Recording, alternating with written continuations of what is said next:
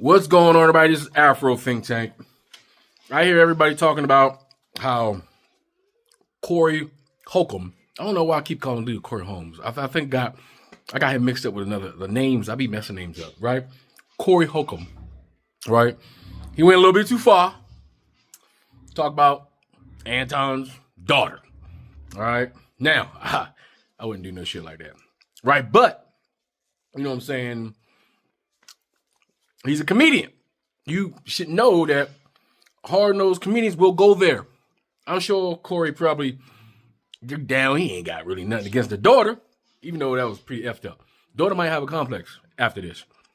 And obviously Anton, I ain't heard Anton Daniels come back. I mean, man, just talk about your daughter. You said you kick his ass. This is a good time to set up fade. I'm just saying, if Anton Daniels was a real man, like if he was a real man and not a Humpty Dumpty, right? As soon as Corey did that, it'd been like, nah, I'm coming online. Somebody set the fade up, right? But this is what I want to talk about. For all the people who saying that Corey went too hard, he shouldn't have went there. He crossed the line. Let me ask you this. When is it okay to call your daughter a bitch? When is it okay to call her a bitch? Because apparently there's a time to when your daughter can be called a bitch. Because Anton Daniels is known for calling men's daughters bitches. Because for years, his claim to fame is to get on a panel, right, with a bunch of females because he disagrees with them, because he can't handle his emotions because he's a very emotional Easter egg. He called them all bitches. And a lot of these ladies that he called bitches were very young. All right? Some of them were young, some of them were middle-aged, some of them were, you know, all in between. And they got daddies. So how come nobody told Anton that he was crossing line when he would go on podcasts calling all these women's bitches? How come none of those hosts would say, all right, hey, Anton, you going too far. You crossed the line. That's somebody's daughter. How come ain't nobody do that? You see, it's okay to call black women all kind of names, right? Because Anton comes from a group of people, this manosphere, this red pill, where they was online. Like when it was hot, they literally made their money calling black women specifically bitches, bald head bitches, all kind of manly bitch. Like they was just calling them every name in the book and attaching the B word to them. Look at Tommy Sotomayor. He's the first one, right? And we know he crossed the line. But y'all entertained by it. All you dudes are entertained by it. They make you feel good when you call him a B, right? But now that Corey, right, called his daughter one, now everybody say Corey, he crossed the line. Listen, Anton Daniels, when he crossed the line, there was no line for him. You can't be calling thousands of women's bitches, right? And then when somebody call your daughter one, then it's like, oh, call them foul. You can't call foul. If you get in the arena of that shit talking and going to that level, then guess what? They're going to go with you, right? And that's what. But the thing is, what you going to do about it? Like, let's say Anton Daniels called Corey's. I don't know if he got with his situation. I think he got a daughter.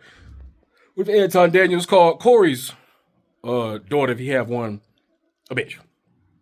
Would y'all say he went too far? Because y'all so used to him saying it, right? Y'all so used to him saying it, y'all allowed him to do it. Anton Daniels literally make a career disrespecting black people while kissing the ass of white people.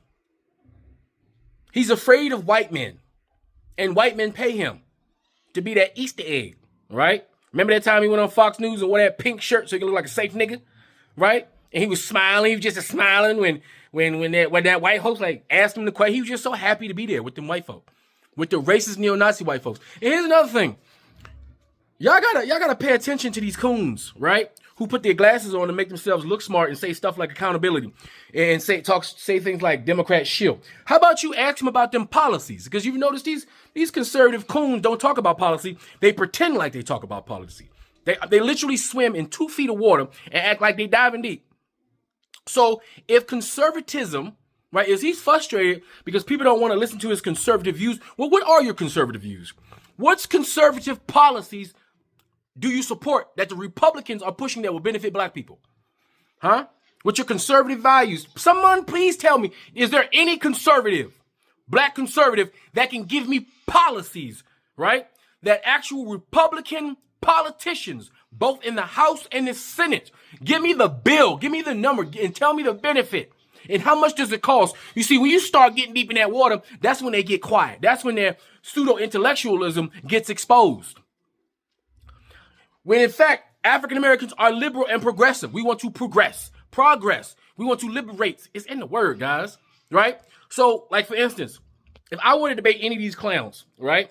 Like, I would murder. Oh, my God, right? All I would have to do is use publicly provided information that the government provides, right? I can lay out what progressive policies are, how much they cost, how does it benefit us as a people, and why we should want it. Because most black people in America are progressive and liberal because we have common sense and we know progressive and liberal policies benefit all of America. That's why 80 to 90% of African Americans are progressives and liberals, therefore on the Democratic side, not on the Democratic plantation. The conservatives are on the coon plantation, right? Where they're churned out and manufactured to go out here and attack their own people. But what policies do the Republicans have for us, conservatives? Because currently the conservatives are in power right now.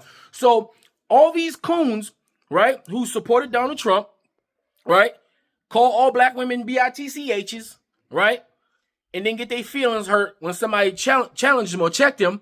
What policies do the Republicans offer black people? Because I swear to God, for like 10, 15 goddamn years, you ain't found one black conservative can tell you a single policy that the Republicans or conservatives ever put on the table that would benefit us. As a matter of fact, their policies, their conservative policies, are meant to disenfranchise us, as they are currently disenfranchising us right now.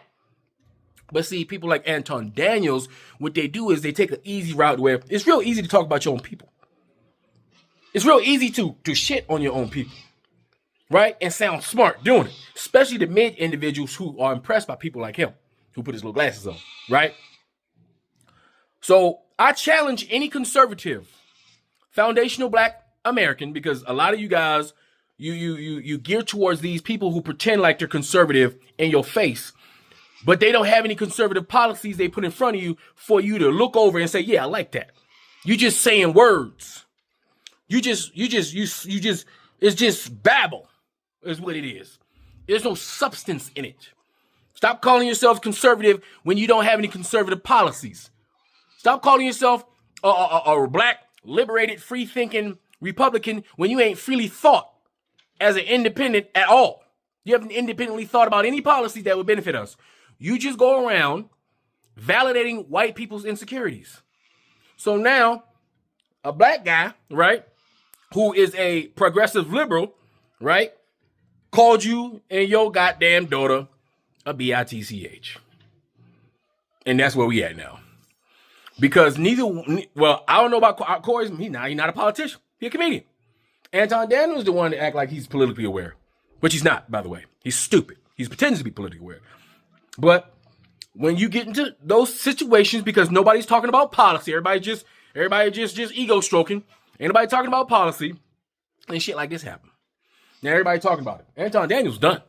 He can't come back from this. It's impossible because he's been exposed for exactly who he actually is. A 5'8" dude from the burbs who got money from his daddy because his daddy died, got online and pretended like he was Rick Ross. He sold Rick Ross video. That first CD came out, he lost his goddamn mind. He's like, I want to be like that. That was him, right? And he faked it by disrespecting women, being a shock jock. So people tune in to hear him. It's like, how long is it going to take before Anton calls another black woman a bitch? And what goes around comes around. Anton Daniels, you call all these other black fathers, daughters, bitchs because they happen to be progressive and liberal and want the best for their people. Well, now somebody's talking about your daughter and you know you ain't going to do nothing about it. So you can sit there like a little coward who can't even defend the honor of his own daughter. You see, he can at least take L for it. He'd get respect if he take L for it. Hey, look, we're going to have to run this. People will respect Anton Daniels if he ran a fair one with the 6 foot something goddamn Corey Holcomb. And he 5'8". They were like, damn, that motherfucker really got in there. He really got in that motherfucker. He tried. You know what I'm saying? He'll get that much respect. Like, you did that for your daughter. You got your ass beat for your daughter. At least you tried. But he ain't even gonna try. I'm waiting to see what he gonna say. At least clap back. He ain't even done that because he's scared. And he's too busy trying to defend his own honor and not his daughter's honor. Because he's embarrassed because he was exposed. But yeah. Nah, Corey Holcomb did not cross the line because there was no line. Because Anton Daniels don't see lines. He don't have enough integrity to warrant a line. He don't have enough self-respect to warrant a line. He's never protruded enough respect for his people to deserve a line. A line? You crazy? No. Anton Daniels lost that opportunity to have that level of respect when he started calling all the other black fathers' daughters bitches. Anyway, y'all tell me what y'all think in the comment sections. Afro Think Tank, learn some, teach some. I'm out. Free Sudan! Boycott diamonds and gold! Free Sudan! Boycott diamonds and gold! We most definitely cannot forget about the people of Sudan. Thanks for watching Afro Think Tank. Don't forget to like, share, and subscribe.